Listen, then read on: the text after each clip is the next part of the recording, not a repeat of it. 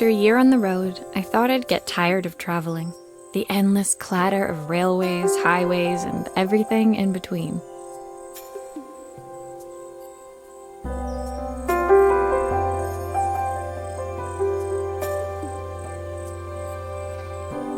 But as my train pulled into the station at Bellariva, I felt every bit as excited as the first day of my journey.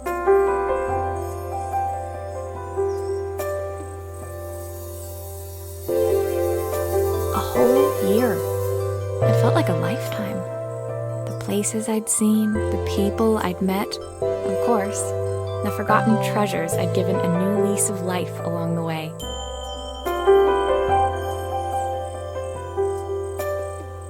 I'm a restorer by trade. Bringing our most beloved possessions back to life is what I love to do. I'd been traveling for months, working my way from one town to the next, fixing everything from family heirlooms to VCRs.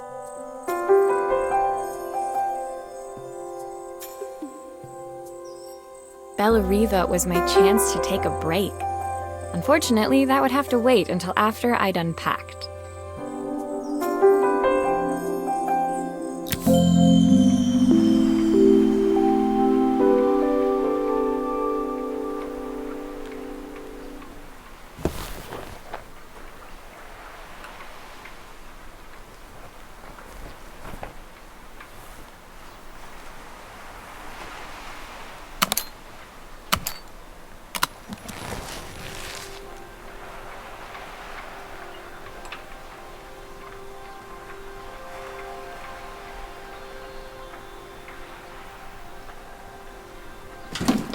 The tools of my trade. No hope of restoring things without these.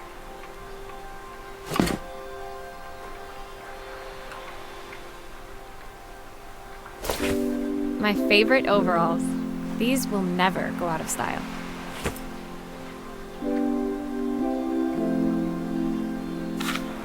My parents took this after I made my first repair.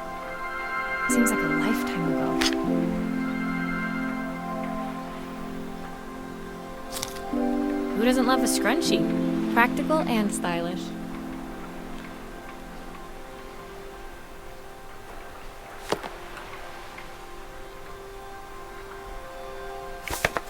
My passport. Not many blank pages left now.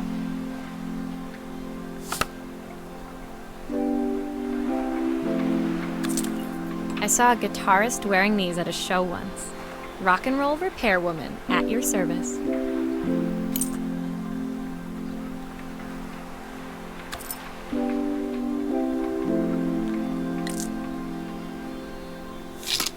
I picked up these sunglasses on my last stop. Hopefully I'm cool enough to pull them off.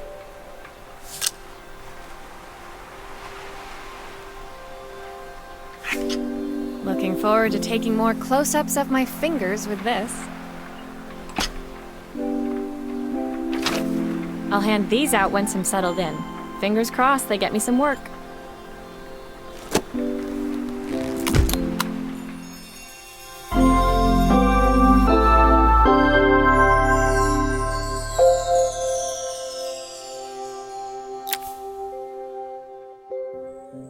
Finally, I'd made it to Bellariva.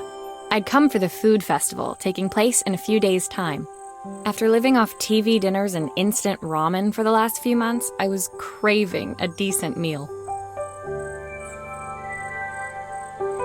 Of course, I'd need to earn enough money to pay for it, so I figured I'd head out the next day and find some work.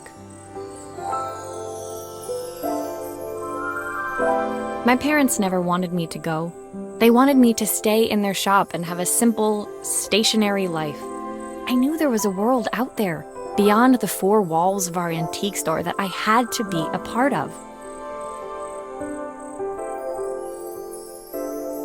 I daydreamed constantly about the weird and wonderful places each of our antiques came from. I loved figuring out their stories, revealing the memories hidden beneath the screws and wires. My story in Bellariva began with a little girl, and a voice she was longing to hear.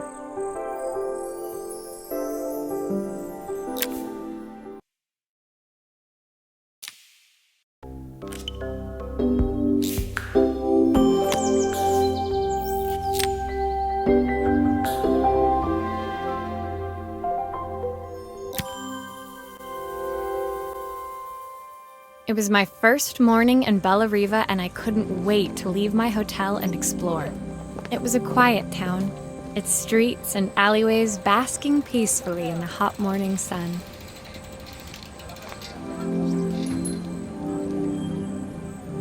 In the main square, meanwhile, preparations were underway for the festival in a few days' time. As I handed out my flyers, I wondered what the people of Bella Riva would need me to fix. So far, everything here seemed perfect.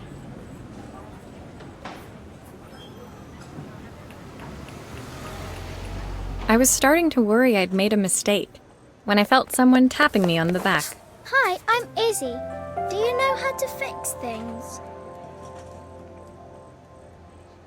It was a little girl, maybe 7 years old, who must have gotten hold of one of my flyers.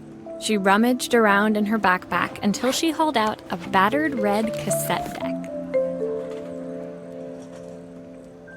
My tape is broken and I can't make it work anymore.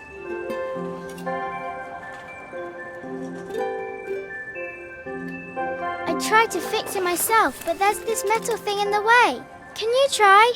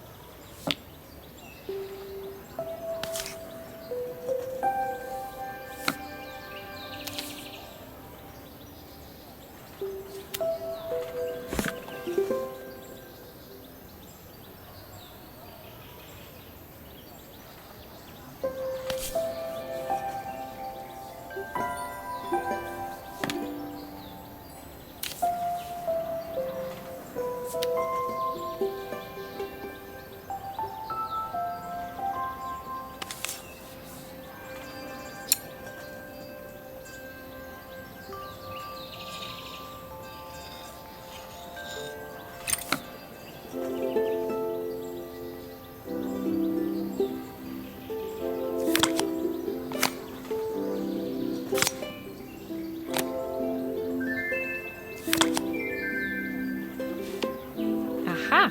Those batteries look like they need replacing. Luckily, I have some spares.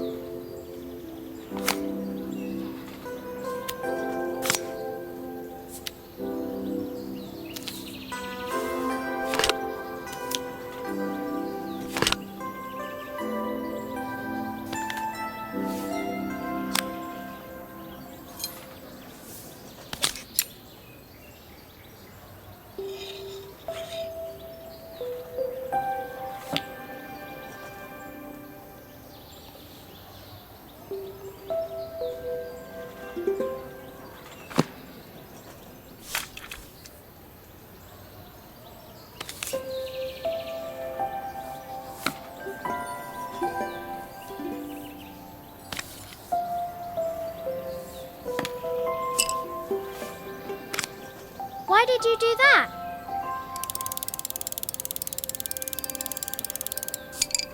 How did you do that? I didn't see.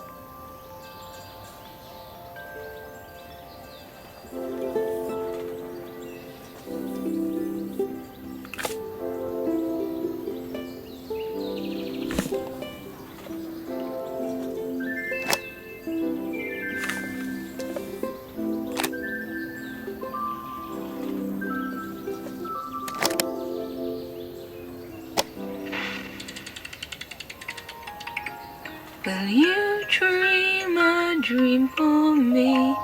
If I sit by your side and hold you so tight, know that I will always love you, even though we both know that we must say goodnight. Good night, my darling. When it finished, Izzy picked up the tape deck and tucked it carefully into her backpack. Thanks, Maria. You're the best person at fixing things ever. No problem. Who was that singing? They're very good. It's my mum. She's not here anymore. Izzy trailed off. It was the kind of silence a cassette tape would never be enough to fill. When Izzy's friends called for her, she dug deep into her pockets, looking for something to pay me with. Eventually, she produced a grand total of a stick of gum, 3 mismatched buttons, and a yo-yo. I usually preferred a check, but Izzy looked so serious, I wrote out a full receipt. She seemed like a happy kid, but beneath it all, part of her life had been shattered. A part I wouldn't be able to fix.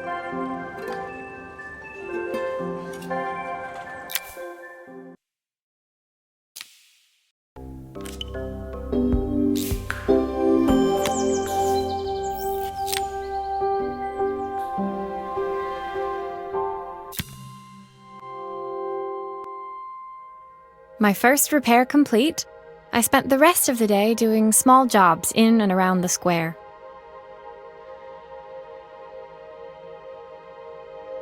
I was exhausted when I got back to my hotel and found a message asking me to make one more visit.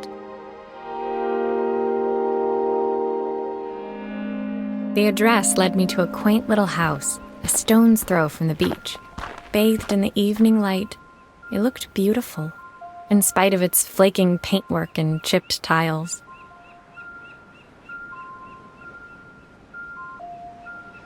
The front door was opened by a harried-looking man, still dressed from a long day at the office. Are you Maria? My name's Joseph. I'm Isabel's father. I'm so sorry she bothered you this morning. Please, come in. I'd like to settle up properly. On the mantelpiece, I saw the remains of a broken statue. Without thinking, I picked up a fragment. Ah, my father's statue. What's left of it, at least. Yet another way I'd have disappointed him. It survived 100 years in this family. But 5 minutes with Isabel and... Do you think you can salvage it?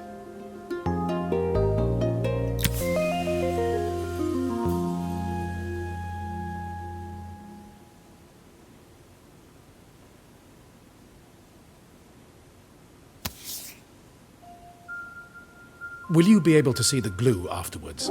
I don't want people seeing the cracks.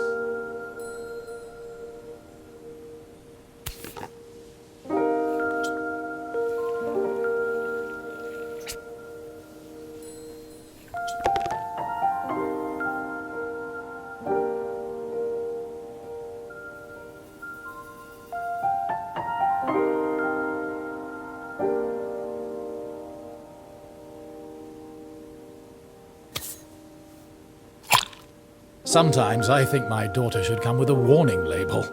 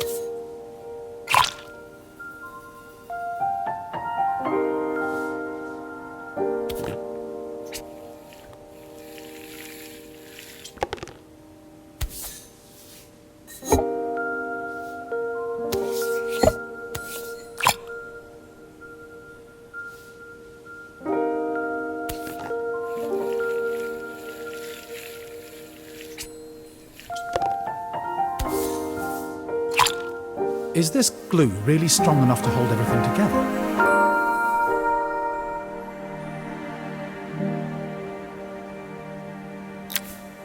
Thank you, Maria. It looks as perfect as it ever did. My father wanted me to make something of myself. He didn't have time for anything less. As Joseph put the statue back on the shelf, it nudged against the family portrait stood proudly next to it. So he was Bellariva's mayor. And that was Izzy's mom. They must both miss her so much.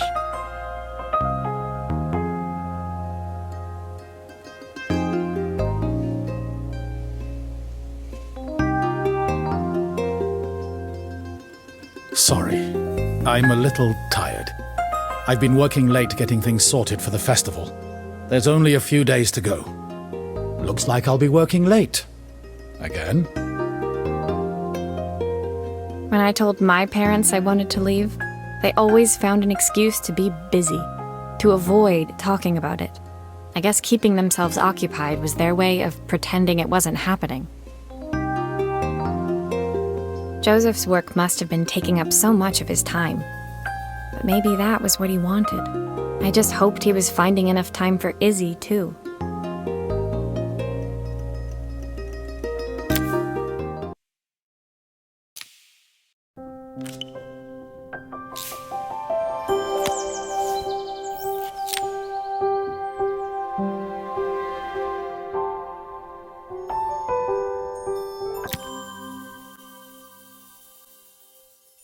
My second day in Bellariva dawned bright and clear.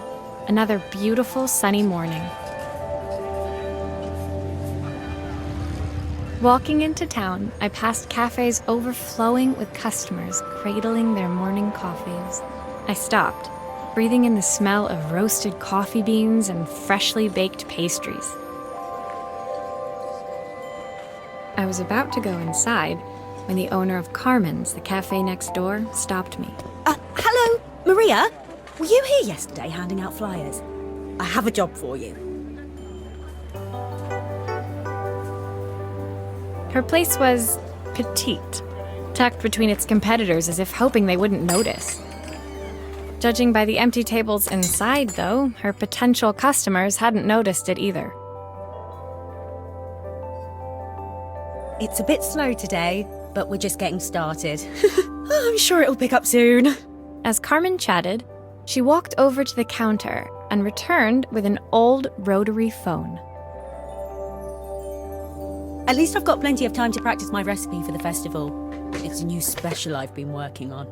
I was hoping to call my sister for some, seasoning tips, but it won't connect. Can you see if you can figure out what's wrong?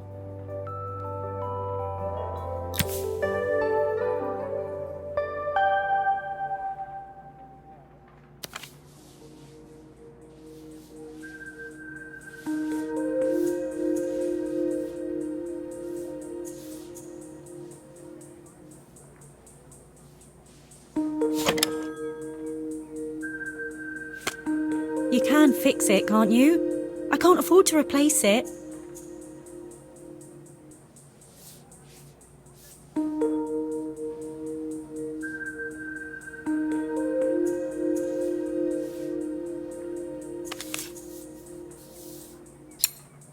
Obviously, we'd normally be much busier than this.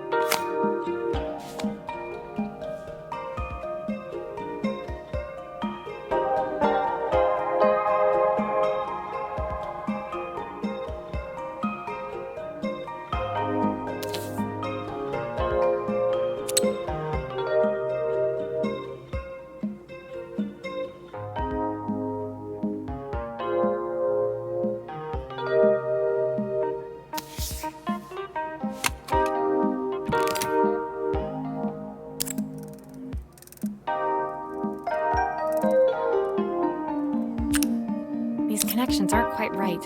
I should check the wiring.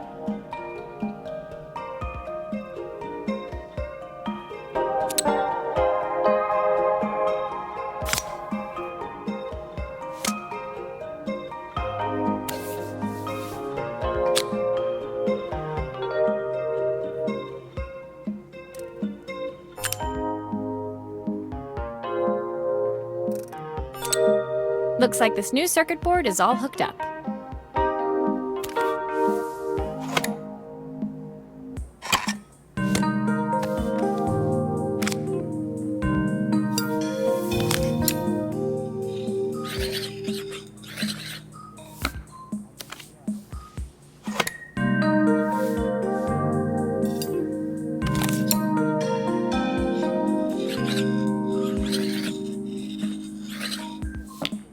I think I've missed a screw somehow.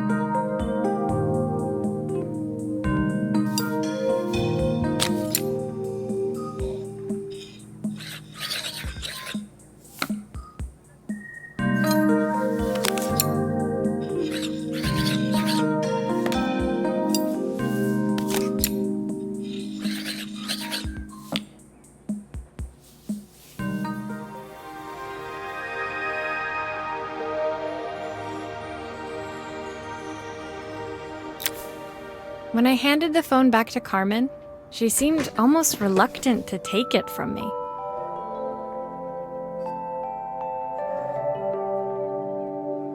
So it's all working now, is it? I don't have to leave it to dry or let it cool down? Nope, it's ready to go.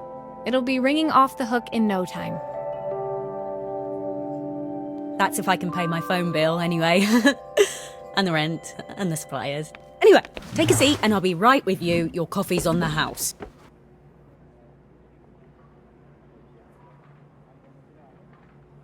I sat at one of the empty tables, while at the counter, Carmen had started dialing the phone. Hello! How's my favourite sister doing today? As she talked, Carmen became more and more tense. This didn't seem like a call for some cooking advice. I know I still owe you from last time, but I can't afford to take part in the festival if I don't pay. I could almost feel the eye roll at the other end of the line. You don't need to be here, though. Can't you just put the check in the post? When the call ended, Carmen brought me my coffee, her hands trembling. Sorry about that. My sister's decided to fly in for a visit. Oh God, I have to get ready. Actually, I might have another job for you. Can you come by tomorrow?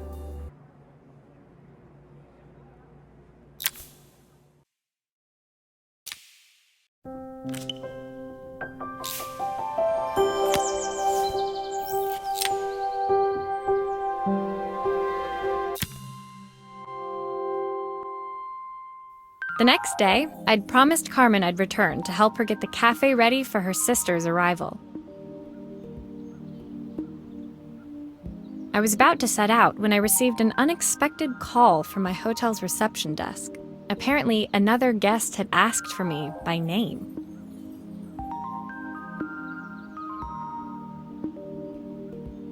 Curious, I took the creaking elevator up to the top floor and made my way to the room number they'd given. I knocked.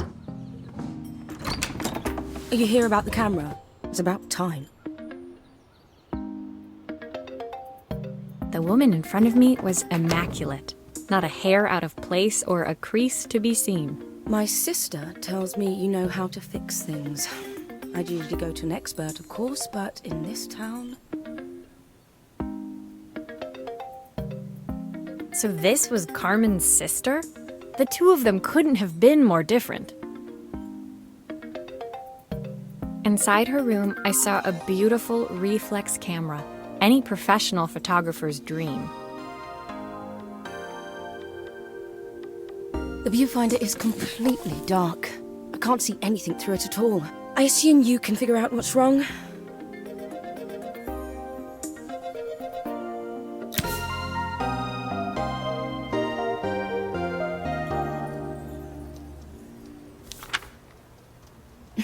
You need the manual.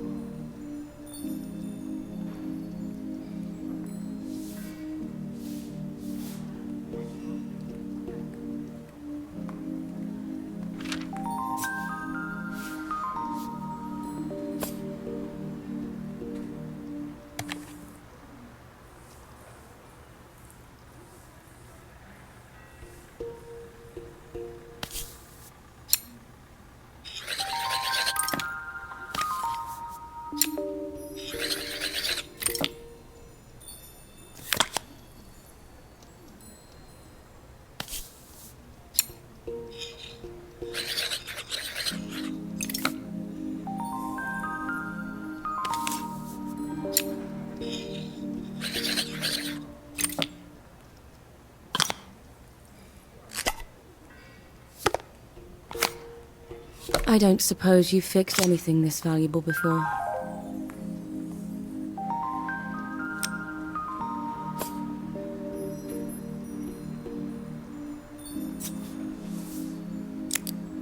If I use the screwdriver, I could adjust the angle of the mirror.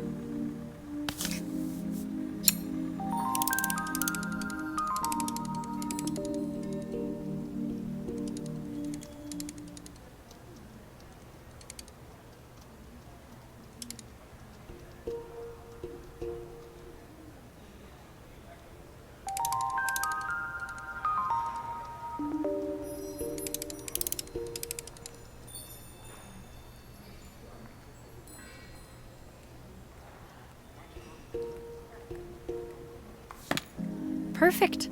Now the viewfinder should be working.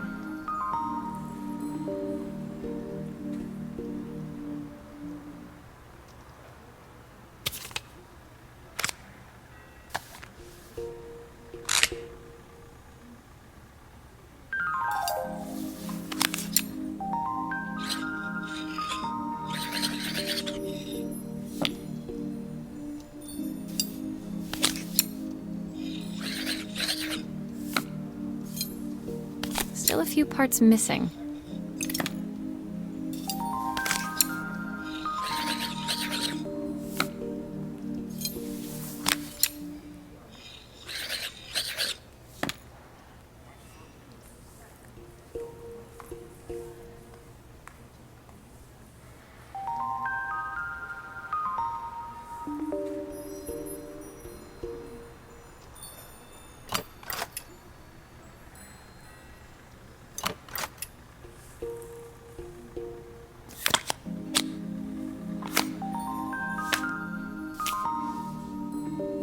Still a few parts missing.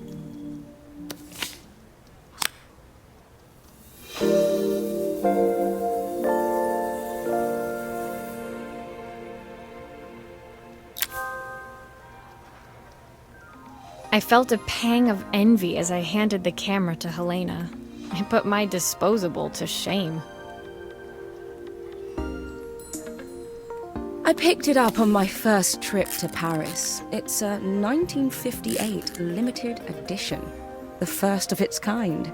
It cost me 3 months' salary, but it was worth it.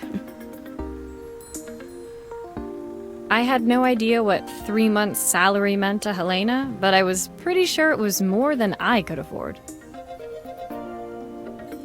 It was strange, really, that we were even staying in the same hotel. I'd picked this place because it was cheap and cheerful, but surely she could afford somewhere better? She took some test shots, fiddling with the camera settings until she was absolutely satisfied. This work is immaculate. At least there's one person in this town who knows what they're doing. Sending you to me might be the first thing Carmen's actually gotten right. I wondered why Helena had bothered coming if she thought so little of her sister.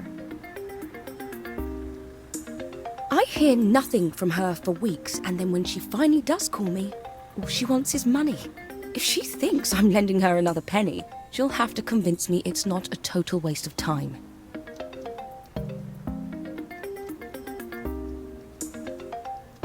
That didn't sound good.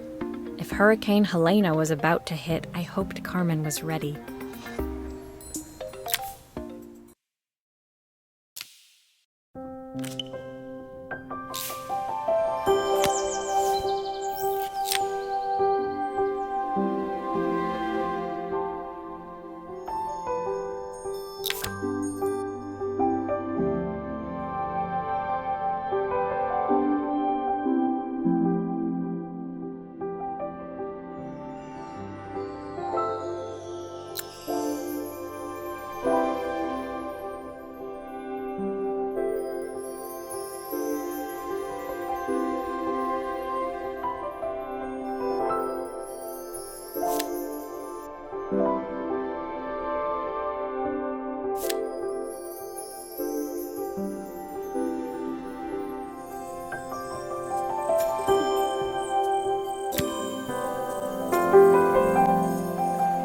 The sun was setting over Bella Riva by the time I reached Carmen's cafe.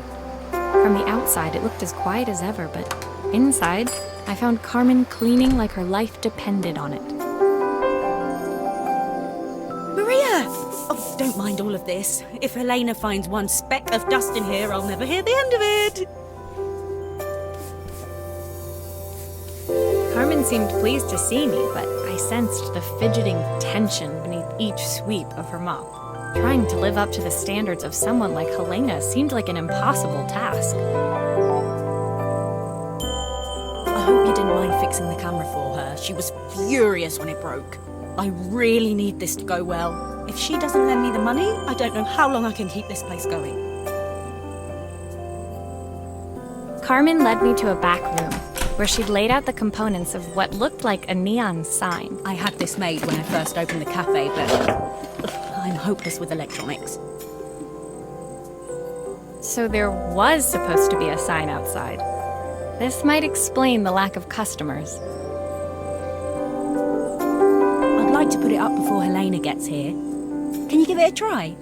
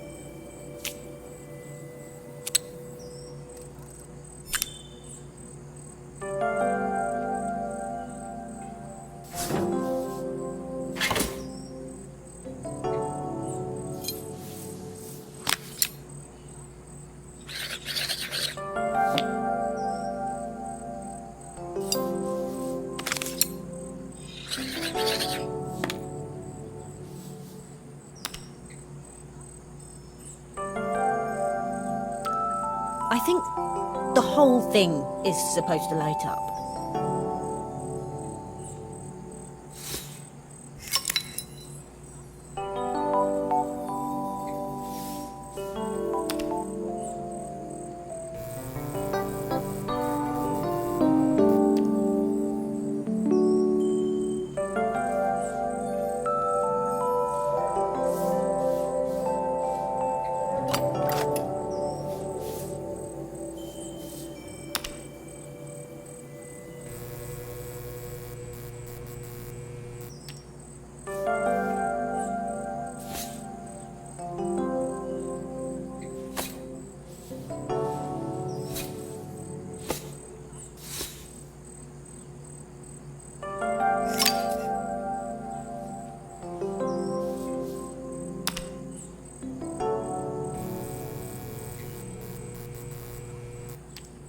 I don't know, it's a bit, flat. Maybe if it flashes, it'll really catch people's eye. Great idea. I think I have a spare part that could do that.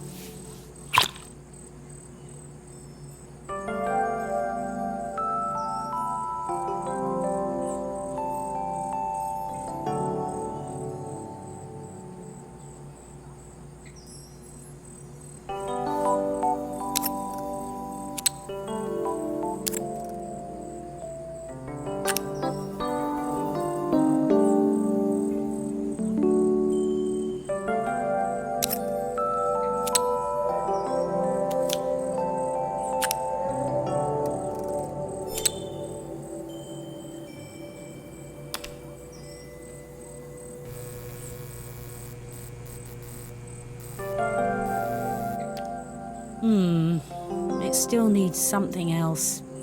Maybe we can add one of these.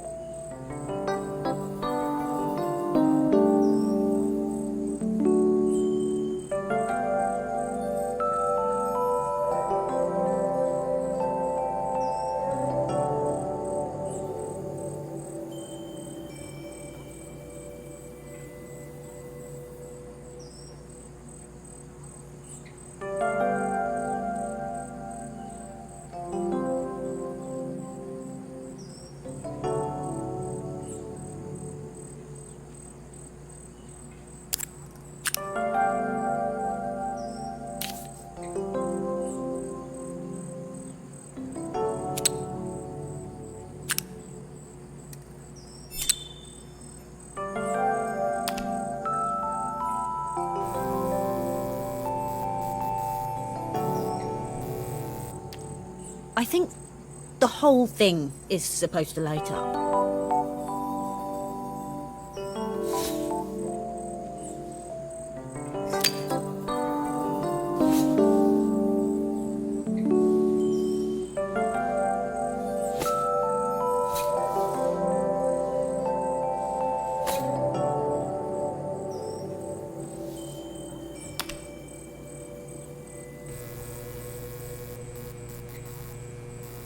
Still a few parts It missing. works.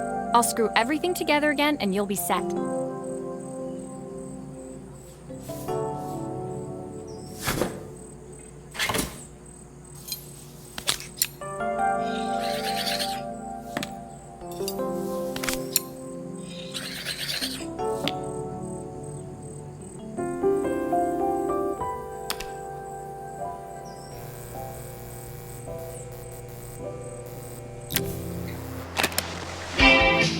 The sign fixed, we headed outside and mounted it carefully over the cafe door.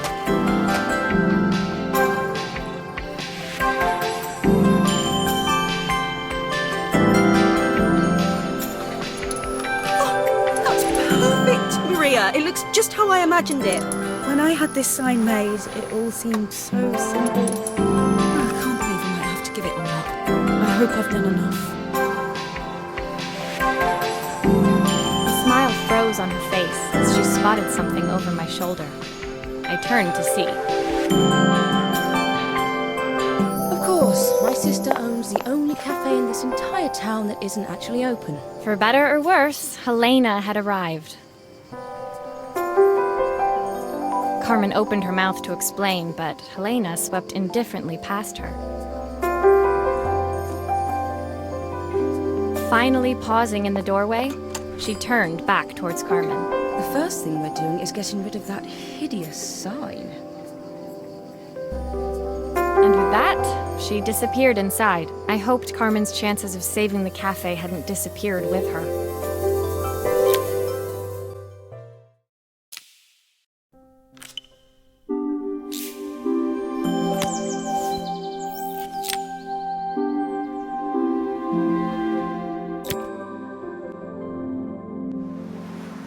It was the day before the festival, and the whole town was busy getting ready. I had more work than I knew what to do with. When Joseph called with another job, I was craving the cool quiet of his and Izzy's seafront house.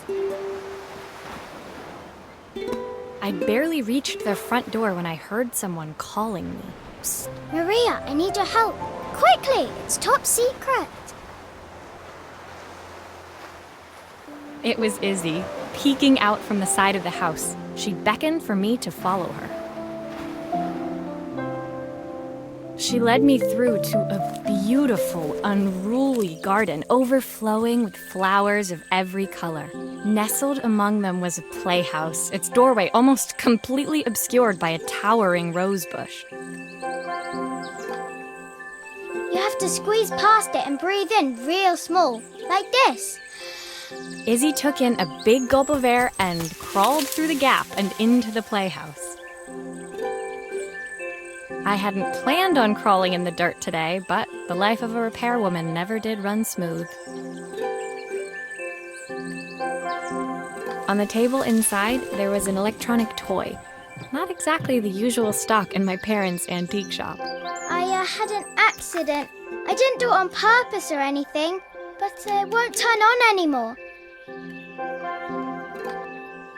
Can you fix it for me?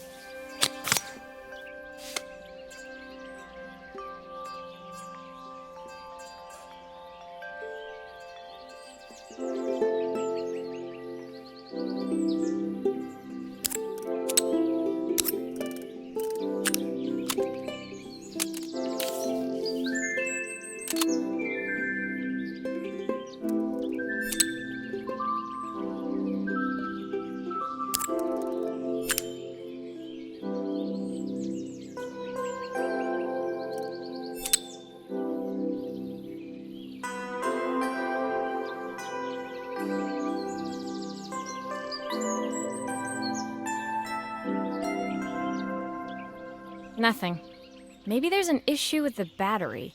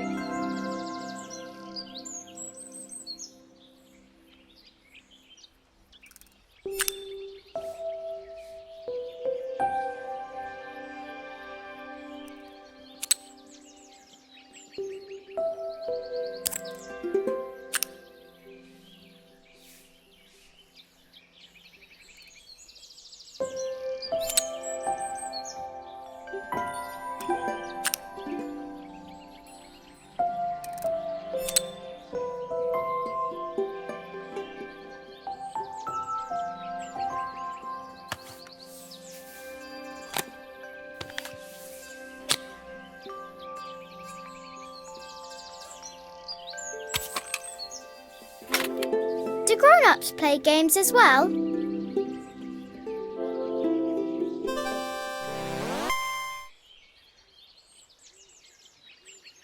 you show me how to play? I tried before, but it was so hard.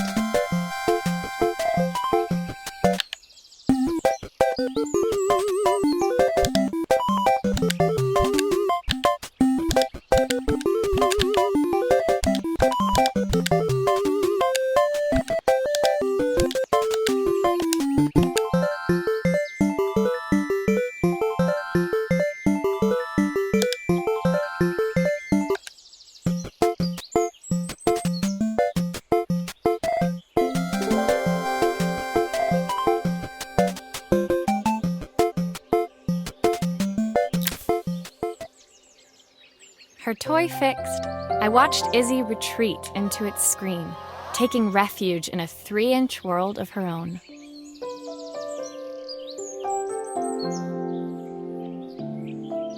Well, I'd better head inside. Your dad is waiting for me.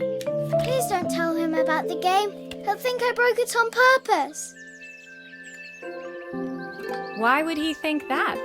Because, well, I kind of dropped it really hard at the wall. Izzy looked down, scuffing her shoes on the worn floor of the playhouse. My dad said I have to go to this stupid festival tomorrow and put on a stupid dress, and I don't want to. All he cares about is working. He never wants to see me unless it's for his job. I'm not going. He can't make me. With that, Izzy dove back through the rosebush and disappeared into the wilds of the garden. She was so young. She couldn't be expected to see that her dad was struggling too. It made me think, had I really tried hard enough to understand my parents' point of view? I was so focused on the adventures ahead of me, maybe I didn't care enough about leaving them behind.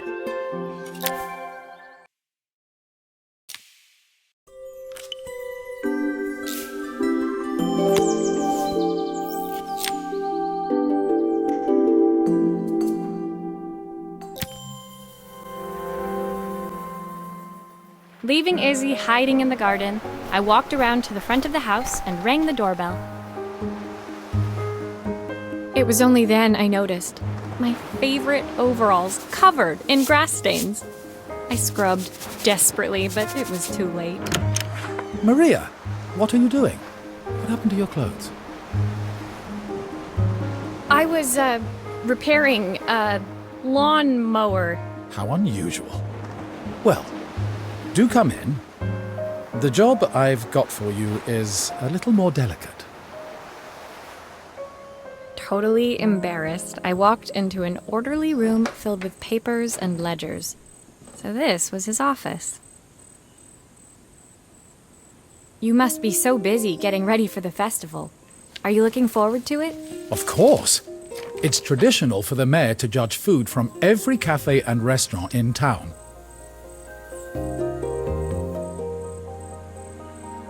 I'll be declaring the best chef in Bella Riva by this time tomorrow. Speaking of which... He unclipped the watch from his wrist and very carefully handed it to me. I'll have a tight schedule to follow, but my watch stopped working a while ago. Could you see if you can make it tick again?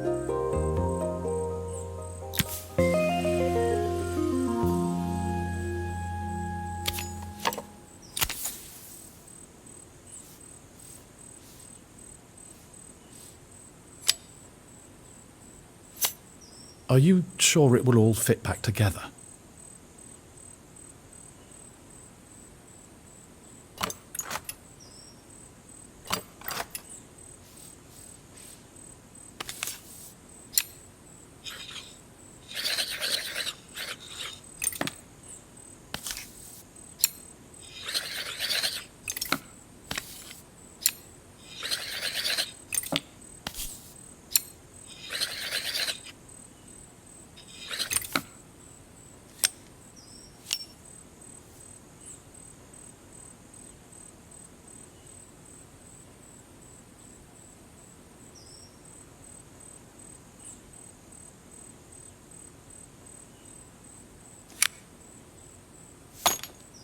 The main plate has completely cracked. I'll need to replace it.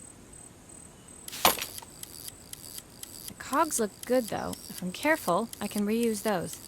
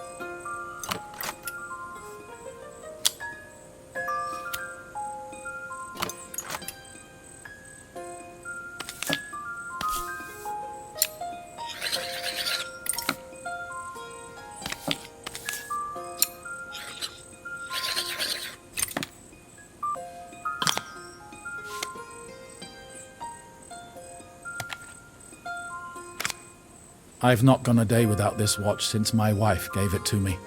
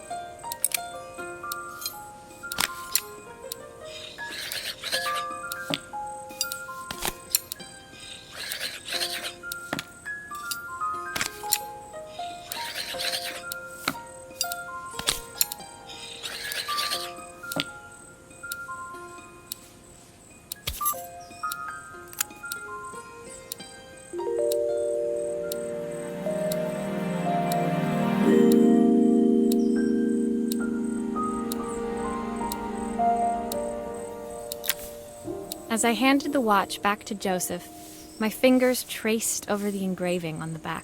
I hoped fixing this was one small way I could help him move forward. I can't believe it's working, Maria. Thank you. My wife was a brilliant woman. Feeling this ticking on my wrist, it makes me feel like she's still here. Watches measure minutes and hours like they're infinite. I didn't know we had so little time. Even with Isabel, I barely see her. And when I do, she acts like she hates me. Just then, the phone rang. Even when he was at home, his work was never done. Sorry, Maria. I have to take this. I'll see you at the festival tomorrow. As I left, I turned and saw him pacing the floor of his office, his watch glinting in the afternoon sun. I hoped its quiet ticking would at least bring him some peace during the busy days to come.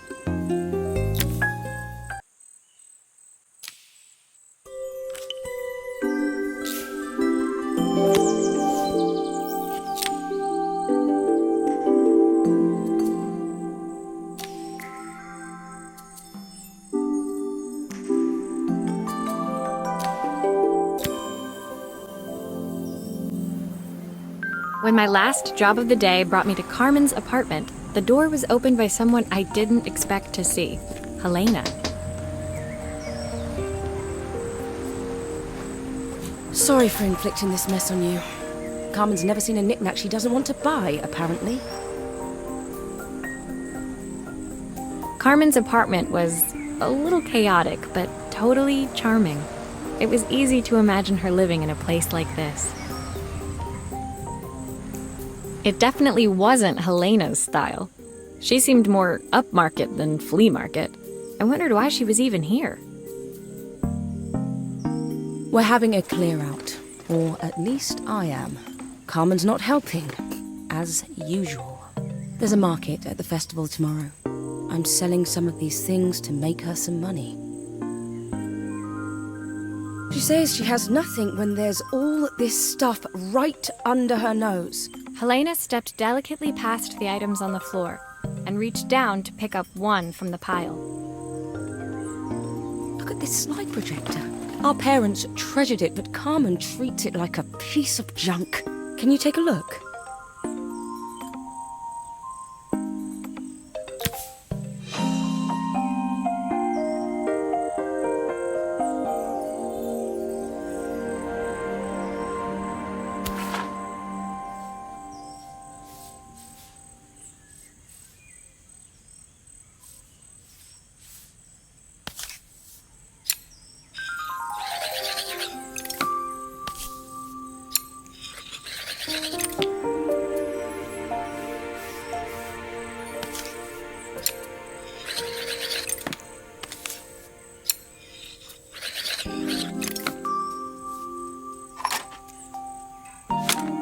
Oh, typical. Carmen's even managed to get a slide stuck in here.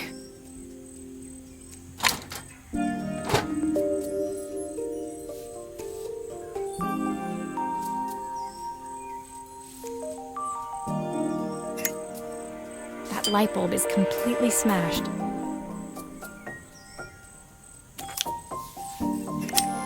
Okay, I'll need to redirect the light to the lens at the top for the projector to work.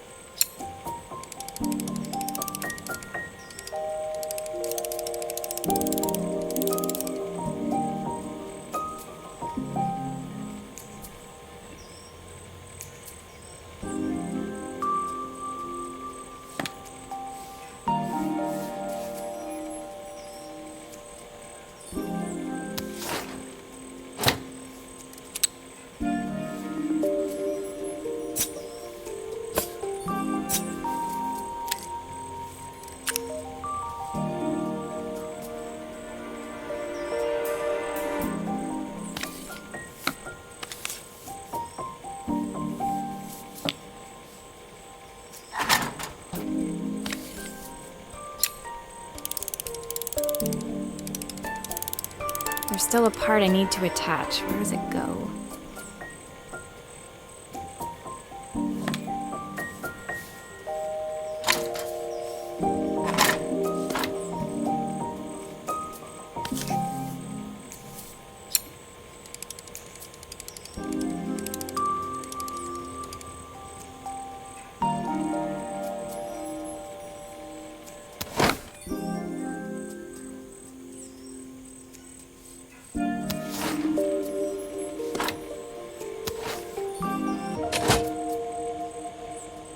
I was so excited when I moved to the city.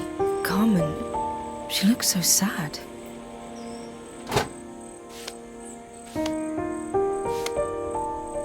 Here's the clicker you'll need to attach. God knows how Carmen broke that as well.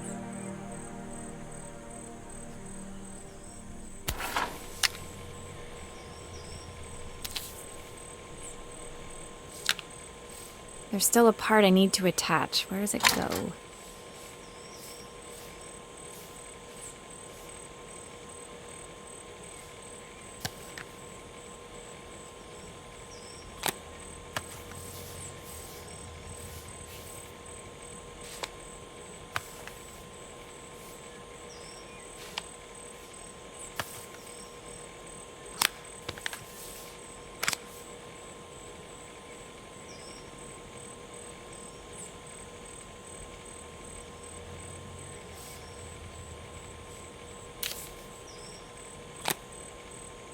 There's still a part I need to attach. Where does it go?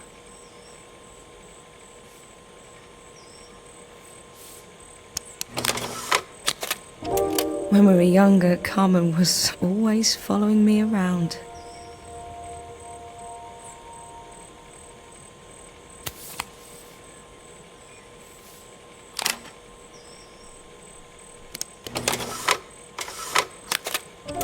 I suppose she looked up to me.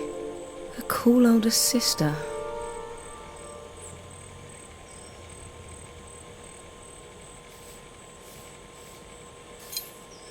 I think I've missed a screw somehow.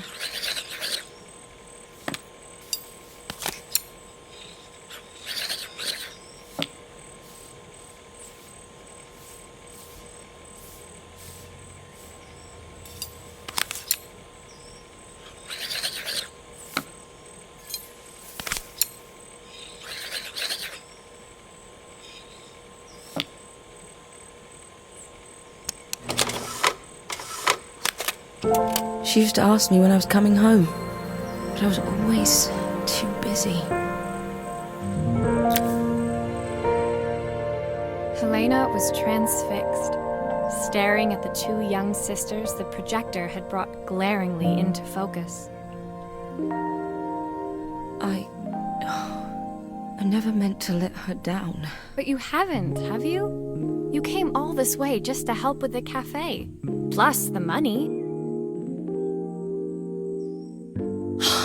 That's the problem. There is no money.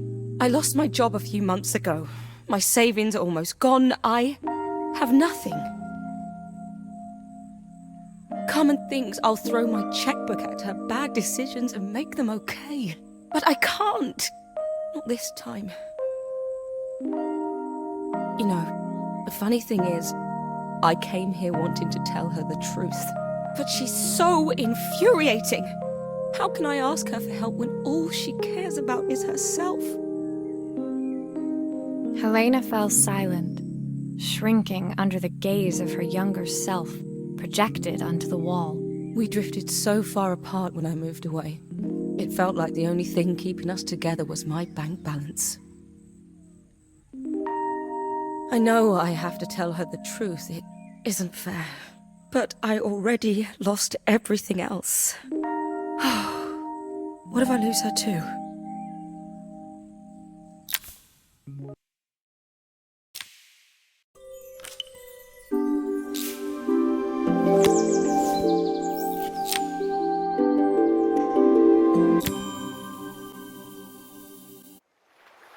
The day of the festival finally came, and after all my hard work, I was ready to put down my tools and pick up a fork. The smell as I entered the main square was incredible. Each stall was selling food even more delicious than the last. The competition would start any minute. Most stall holders were waiting anxiously for the mayor to pay them a visit.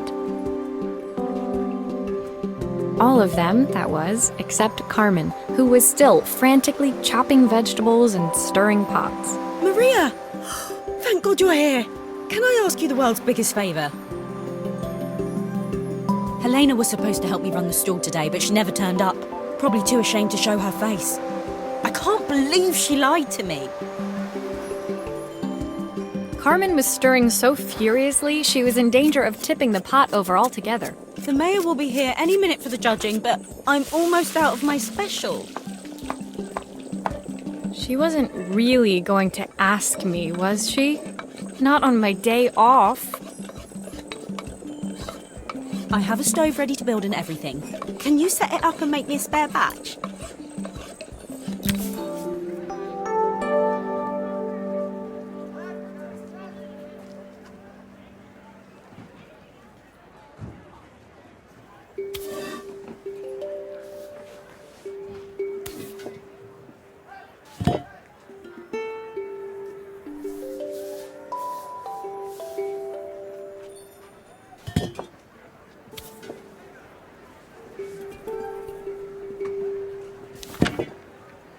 Oh, her recipe is a bit smudged.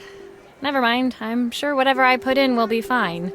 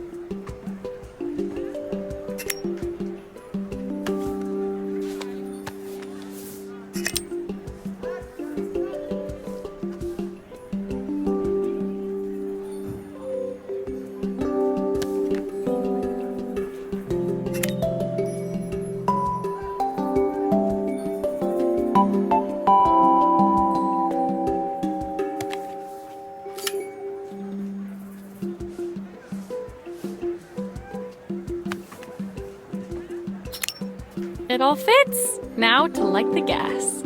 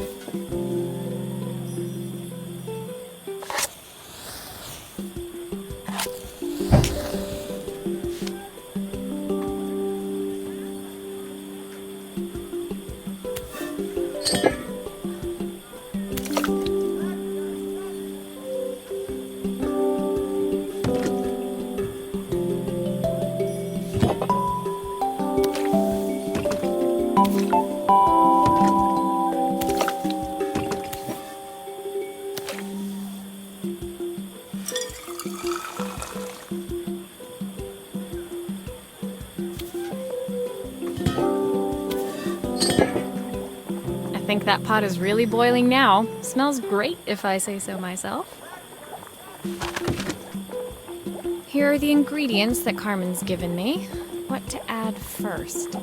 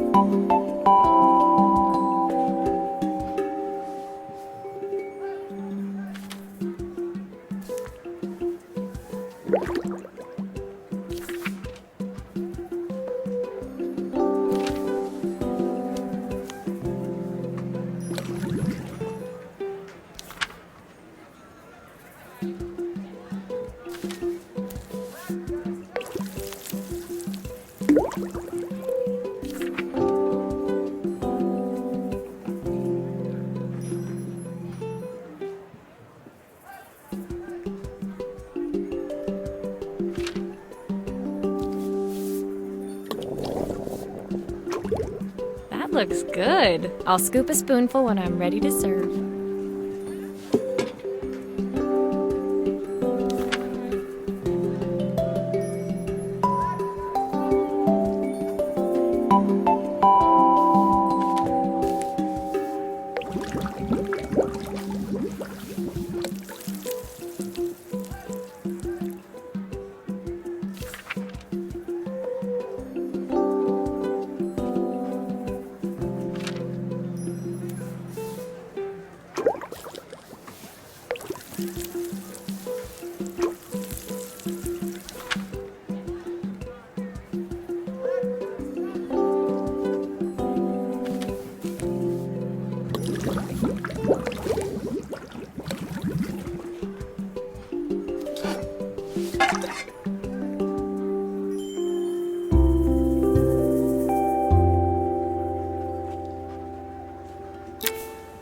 My part done, Carmen took over and added the finishing touches.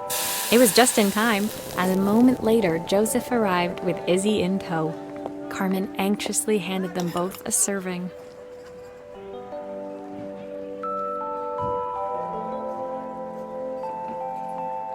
That was so tasty. Can I have some more, please? Well, you've certainly earned yourself a loyal customer in my daughter. We have a few more meals to taste, but so far you are one of the best. Good luck. Joseph and Izzy looked so happy together. Maybe the festival was doing them some good after all. Carmen, on the other hand, seemed annoyed. But why, when it had all gone so well? I wish Helena was here to see this. She's so convinced I'll never succeed at anything. She wants what's best for you. She's just not very tactful about it. Yes, I know. Even when I was a kid, she pushed me when no one else did. I just wish she hadn't lied to me. But then, I've asked so much of her over the years. I never stopped to think how much she actually had to give.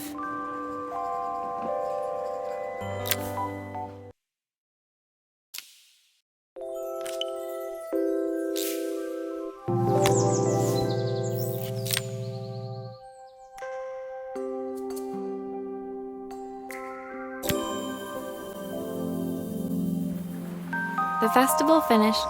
I only had one day left before I had to catch my train and leave Bella Riva behind. I couldn't go without saying goodbye to Carmen. So, that evening, I made my way to the cafe. It was unrecognizable. She'd done it.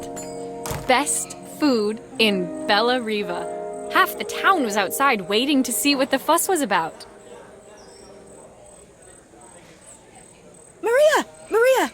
My favorite sous chef. Come on through. It was Carmen, acting every inch the successful cafe owner she deserved to be. Even Helena was there, serving the coffees. This was the last place I expected to see her after yesterday's drama. Carmen led me through to a balcony upstairs, where she brought out an old record player. I found out where Helena was on the day of the festival. She was selling her camera to clear the cafe's debts. But then she didn't have much left for herself. So, I've asked her to come and stay with me for a while. We have a lot of catching up to do. I wanted to give her this, to cheer her up. We listened to it all the time when we were kids. Do you think it has one last tune in it?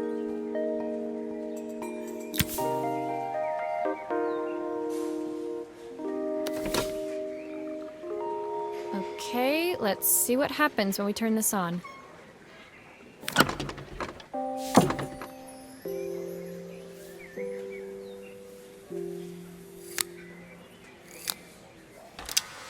The speaker isn't connected properly. I should check the wiring.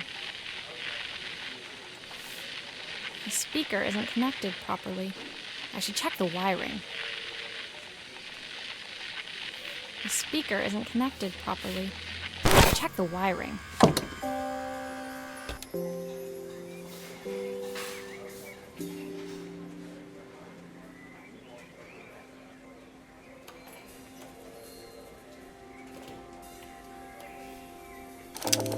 The speaker isn't connected properly. I should check the wiring. The speaker isn't connected properly. I should check the wiring.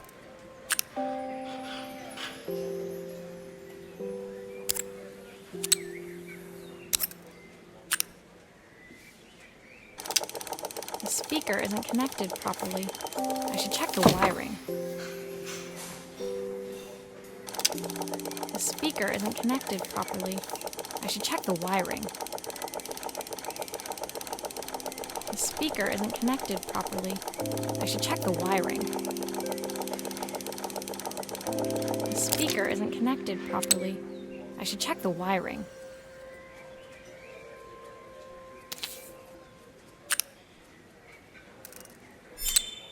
If I turn the volume up, I should be able to hear it now.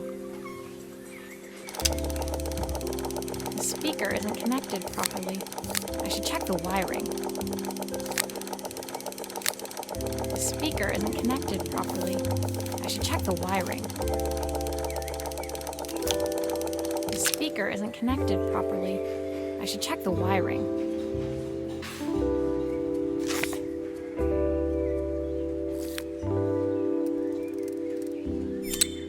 I think that should do it. This record should play beautifully. It's spinning the wrong way. How can I get it to play in the right direction? It must be to do with the motor. Let's see if one of these spares can turn things around.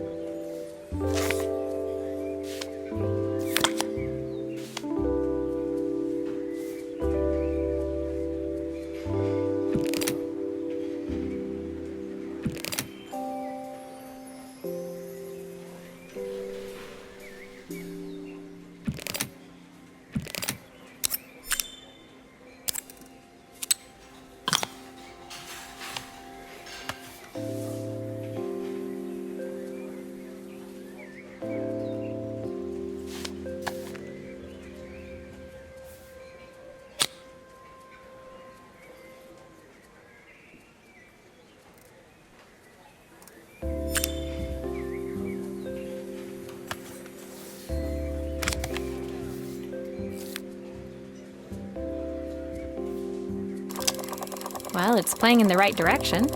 I should check it's turning at the correct speed.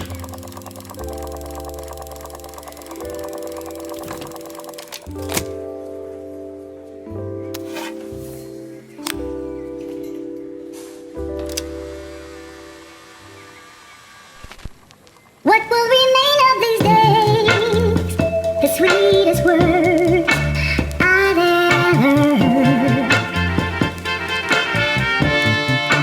What will remain of the smiles, the ones that stole my heart that day?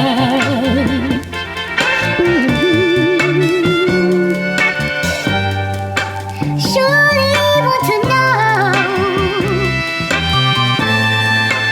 where did you go?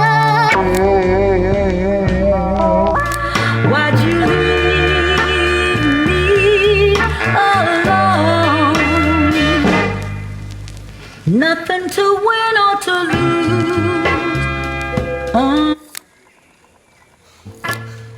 Our love was born.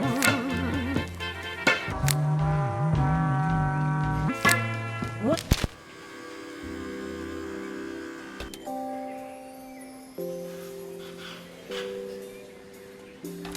few parts missing.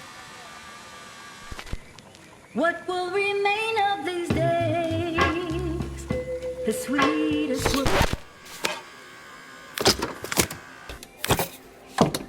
Here's the problem. This wiring isn't connected properly.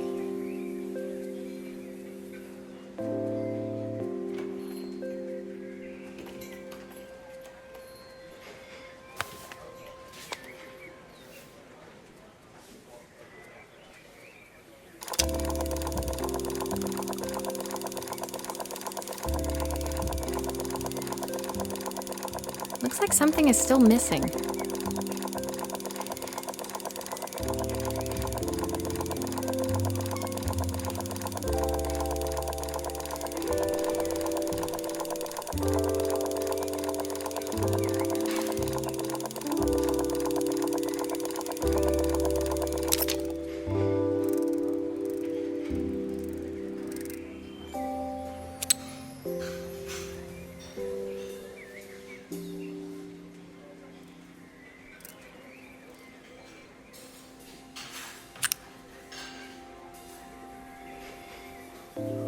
I'll need to check the wires are in the right configuration.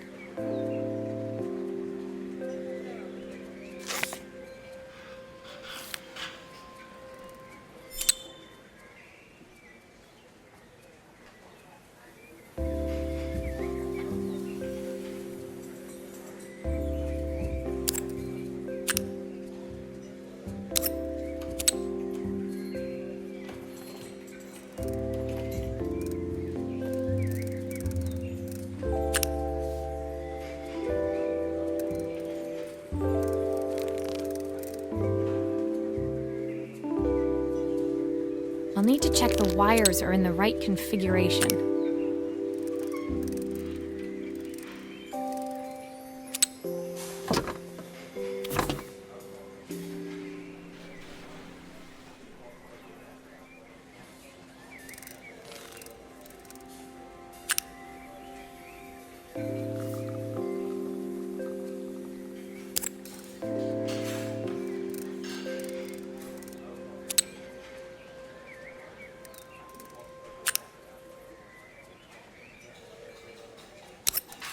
That's the speed dial connected. Now we should be able to change it.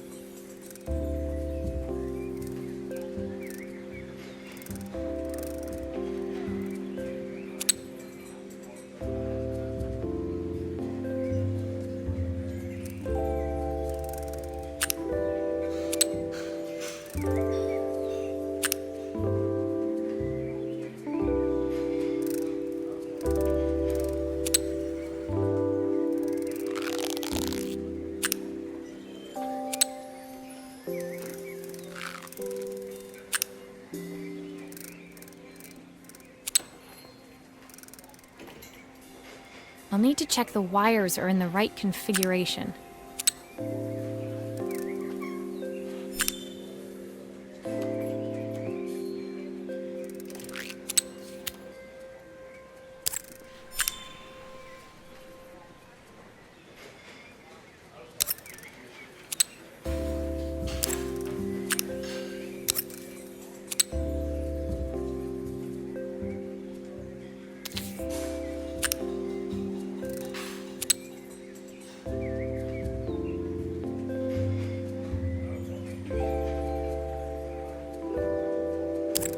These connections aren't quite right.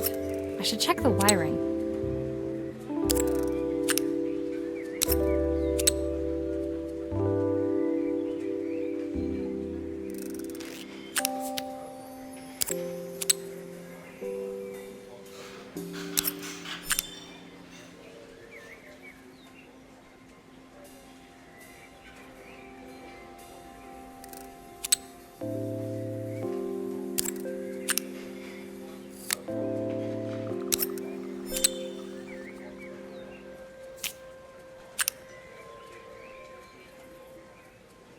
I'll need to check the wires are in the right configuration.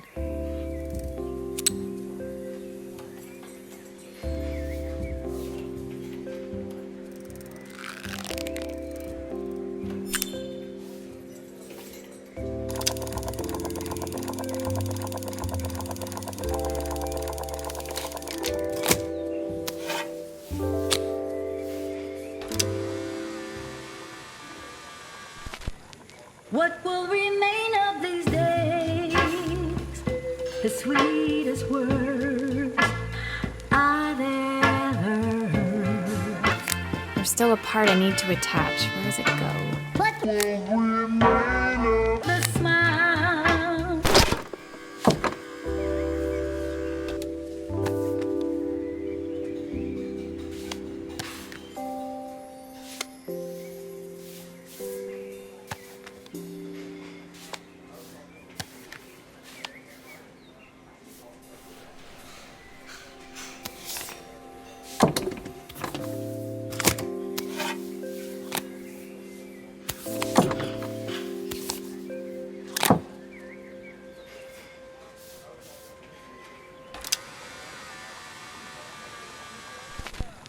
What will remain of these days?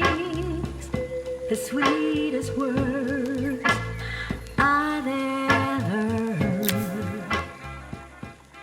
The record player's crackling tune must have caught Helena's ear as she appeared a few moments later. Is that my old record player?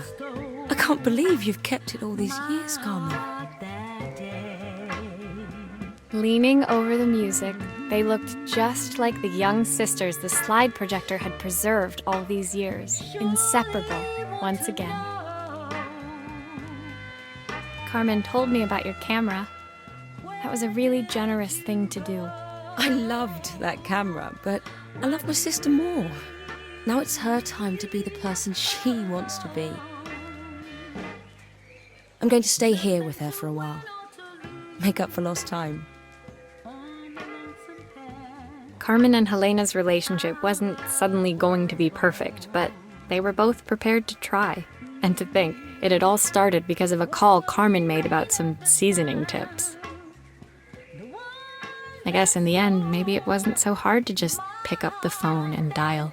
I hadn't spoken to my own parents in a year.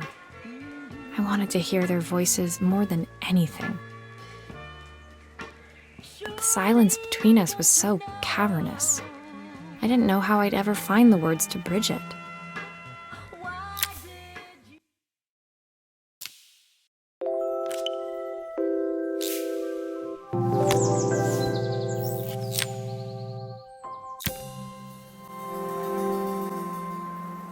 My final morning in Bella Riva, I received one last call out to Joseph and Izzy's house. I knew I had to pack, but I figured I could squeeze in one final job before I had to leave. When I arrived, I found Joseph tidying up his wilderness of a garden. The playhouse was already cleared. Inside, I could see Izzy happily testing out her screw-driving skills on the back of her cassette deck. You've made quite the impression. Izzy, tells me she's going to be a repairwoman like Maria.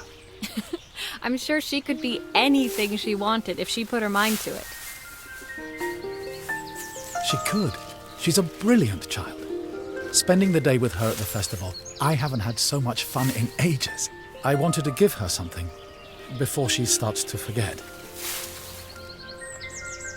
Inside, the house was transformed, flooded with light and the sounds of the garden. It felt alive again. This would be my last repair in Bella Riva, but it felt like it was the house that had really been restored. It's a music box. It used to play beautifully, but now when I wind it up, nothing happens. I'd love for Izzy to hear it sing again. Can you help?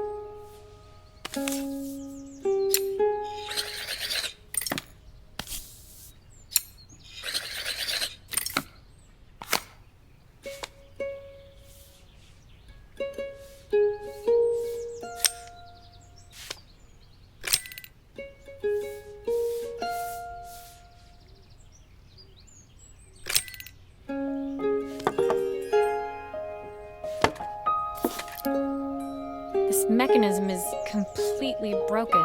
I'll need to take it all apart before I can fix it.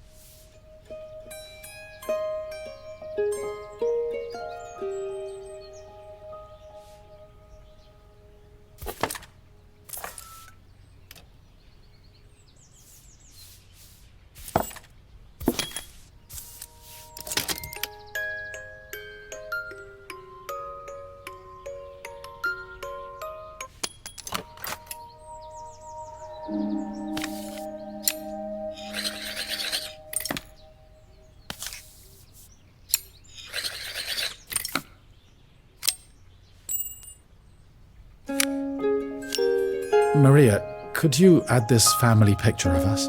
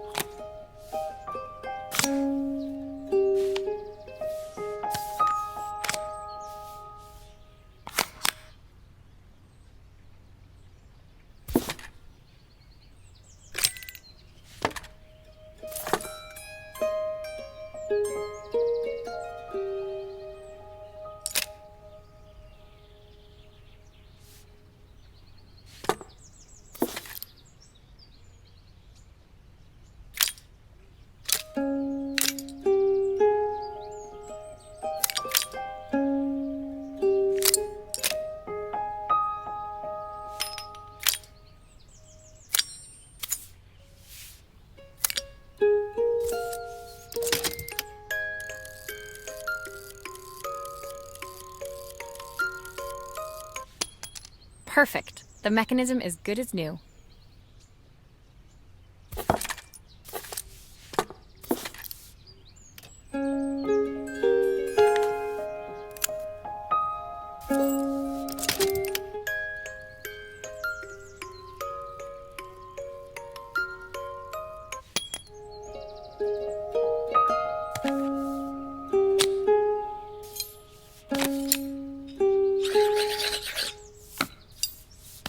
Still a few parts missing.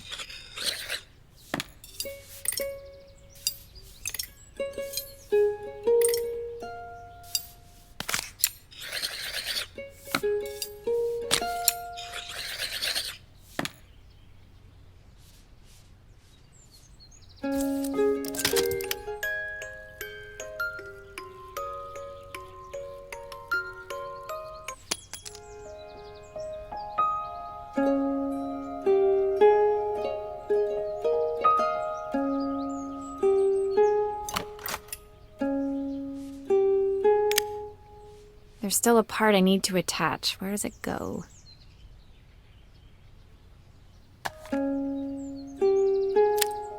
I think that's everything back together again. I should play it to make sure.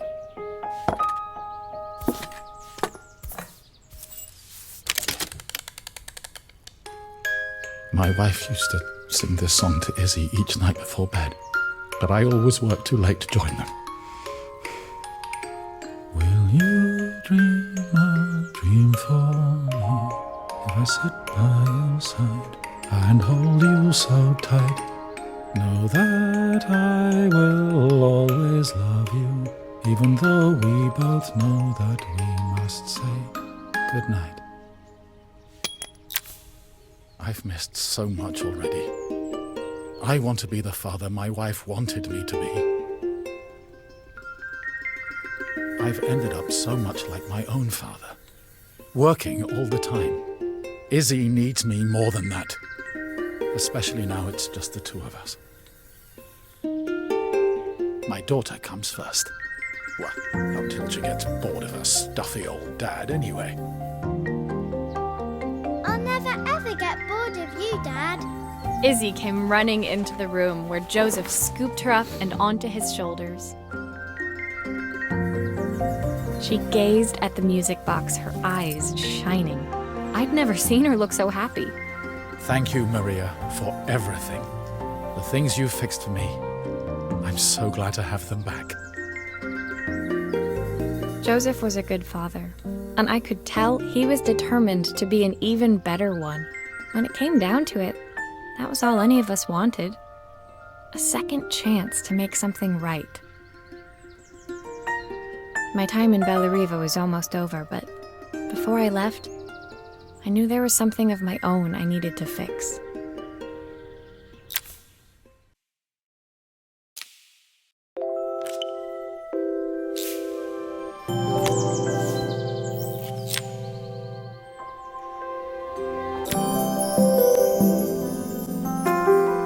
My time in Bellariva was almost at an end. Another chapter finished in a story whose ending I hadn't felt ready to write. The people I'd met, the items I'd restored, they'd taught me so much about what was really important. Pulling out my suitcase from beneath the bed, I remembered the day I stole it from my parents' shop, the day I left. Afterwards, I was too ashamed to call them, to apologize. It was a guilt I'd been carrying around every day since. As I packed, I knew that it was up to me to find a way to lighten the load.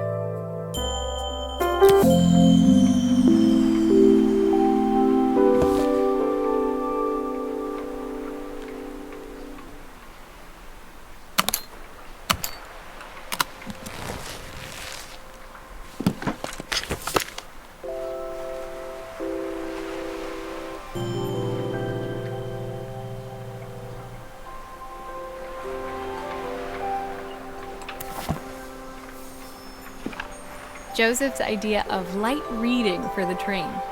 It does look thorough.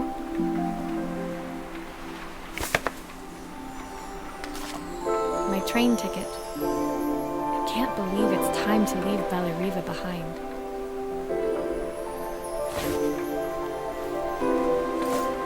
Helena gave me these designer shirts. Not sure I'll pull them off as well as she does.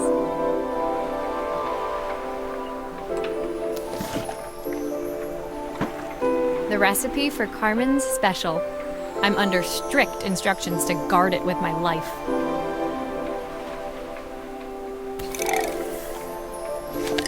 Izzy gave me this in exchange for my repair manual.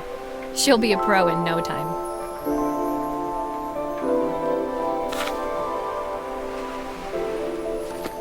My parents would love Bellariva. Maybe I can convince them to make the trip.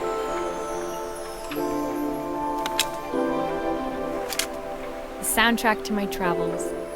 I'll be listening to this on the journey.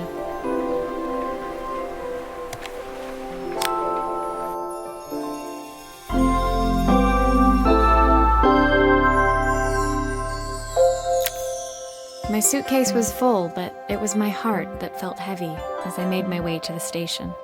I was sorry to be leaving Bellariva behind, but I hoped that, in my own small way, I'd made a difference. Helena and Carmen's reunion was possible because they'd learned to overcome their differences.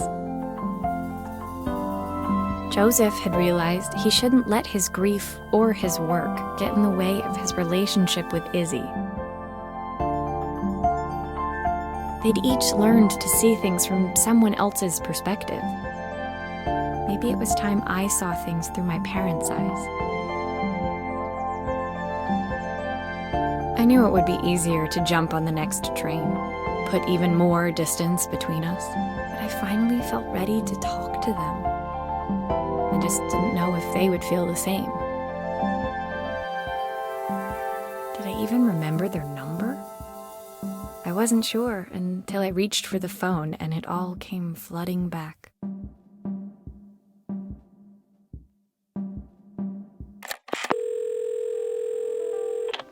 Mom? Dad? Maria? Is that you?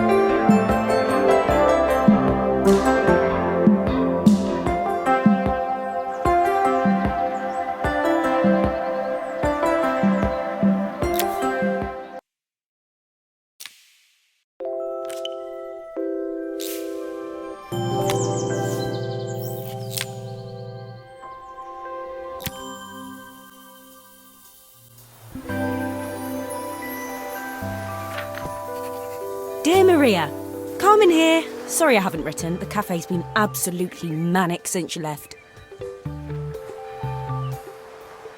Luckily, I have Helena here to help. You wouldn't recognise her. She's like a new woman. She's always running round, taking orders and making drinks. I even heard her compliment a customer on their outfit. Personally, I draw the line at fluorescent green bowling shirts, but each to their own. It certainly made the customer smile. She misses the city, though. Bellariva's many things, but it's definitely not as chic as she'd like. She said there was a coffee shop near her old apartment where they made coffee with a shape drawn on top.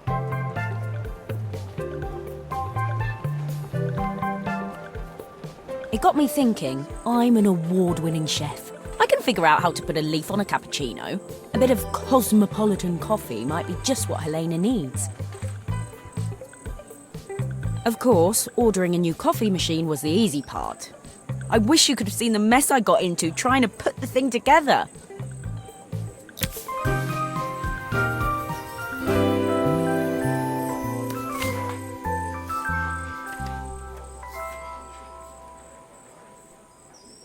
I saw Maria use her screwdriver a million times. Taking this apart will be easy.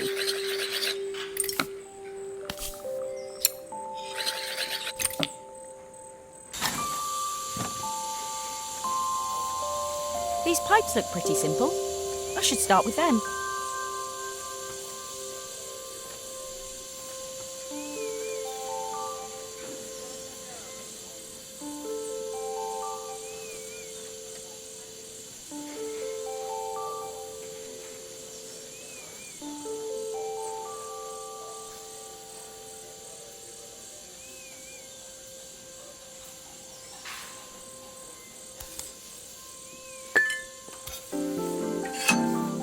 I wish Maria was here. She'd know how to put these pipes together.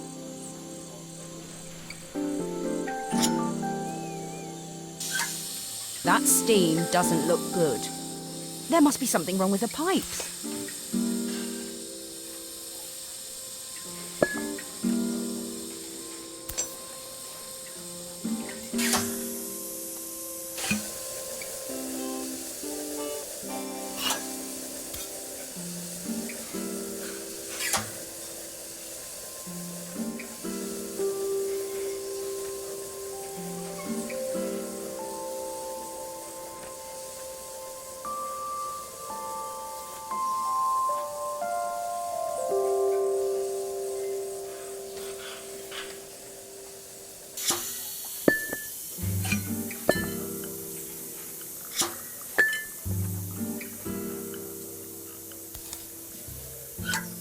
I'll need to connect all the pipes correctly to stop the steam pouring out.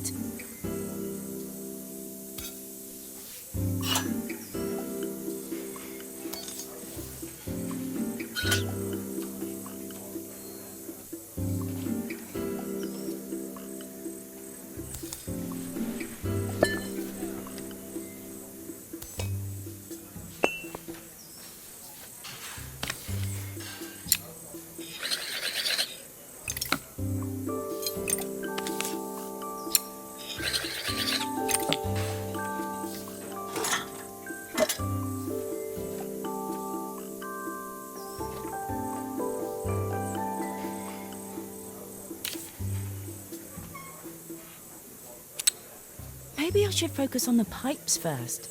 They look easy.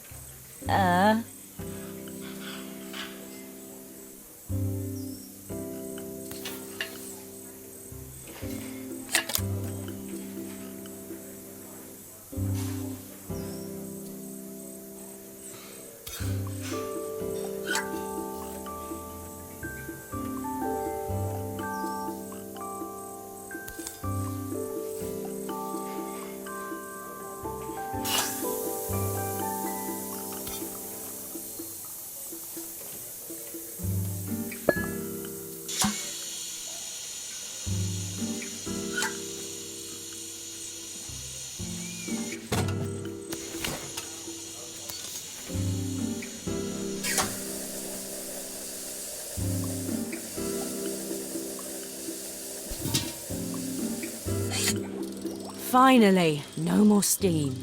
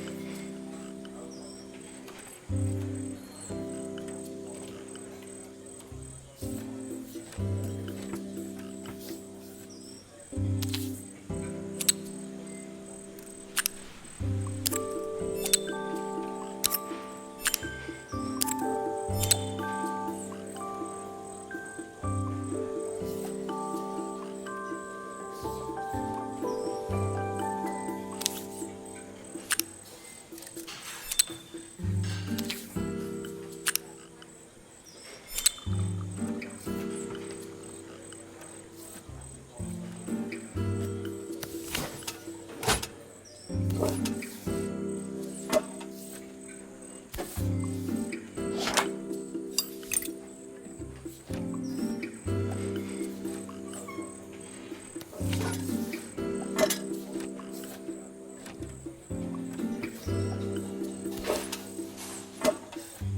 all of these parts supposed to go in there?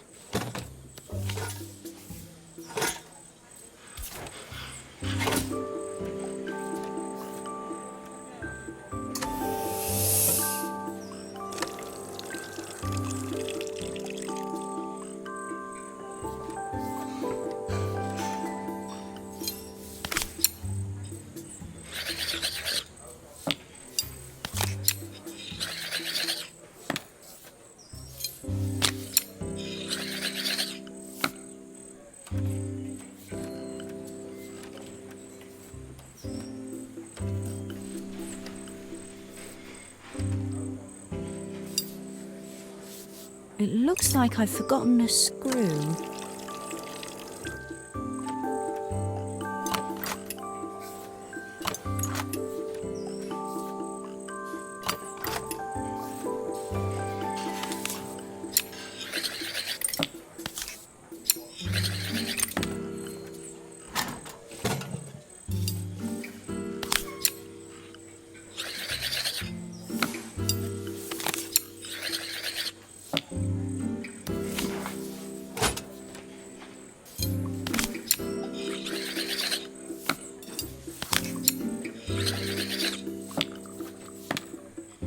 I think that's everything. Better test the buttons, just to make sure.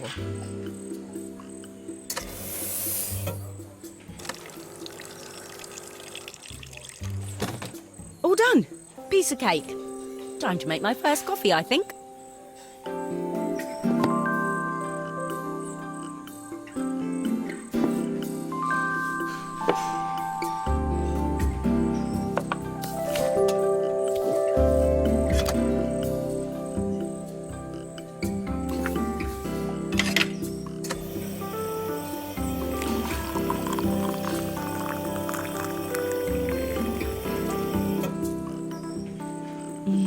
Smells delicious. Now to make it look magical.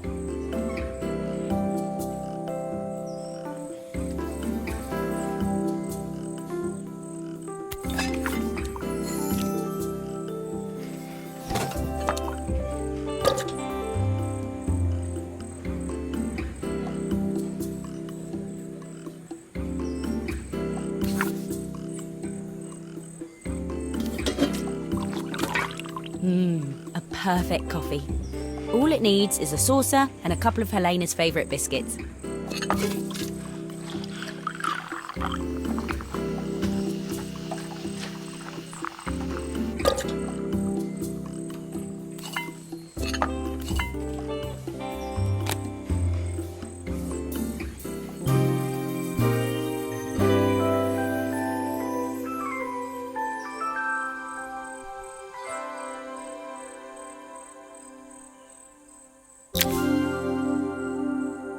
I was feeling more has-been than coffee queen by the time I'd made a drink fit for human consumption.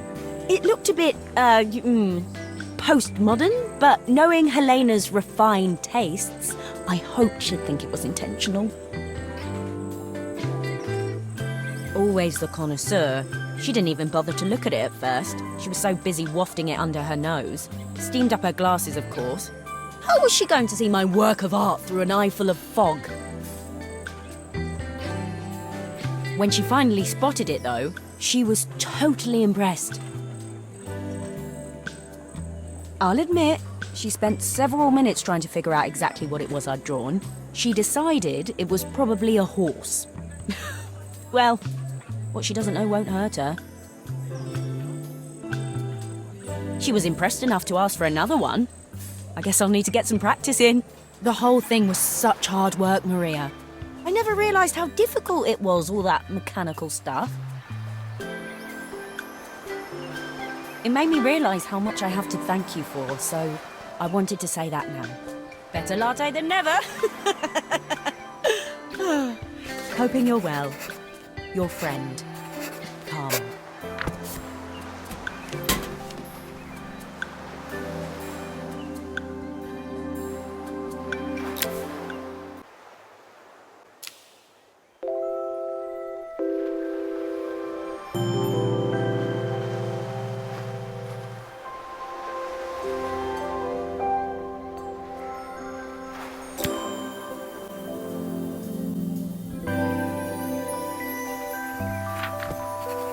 Dear Maria, Carmen here. Sorry I haven't written. The cafe's been absolutely manic since you left.